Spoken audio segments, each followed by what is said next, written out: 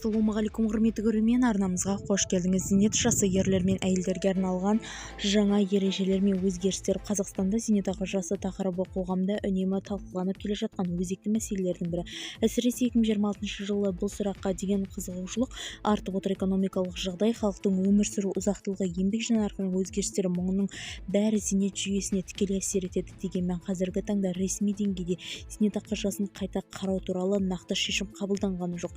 Қазіргі зейнет жасы қандай? Қолданыстағы заңнамаға сәйкес Қазақстанда зейнетке шығу жасы мынандай: ерлер 63, әйелдер 61 жас.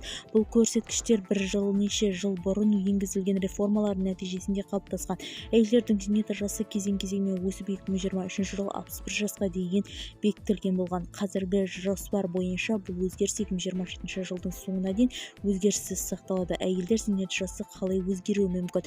Мемлекет ұзақ мерзімді жоспарланған әйелдердің зейнет жасын біртіндеп арттыруына қарастырылып, егер бұл жоспар жүзеге асса, онда 2028 жылдан бастап келесі өзгерістер енгізіледі. 2028 жылдан бастап 61,5 жас, 29 жыл 62 жас, 30 жыл 62,5 жас, 31 жыл 63 жас. Бізді тамашалауды жалғастырыңыз, саламат болыңыз.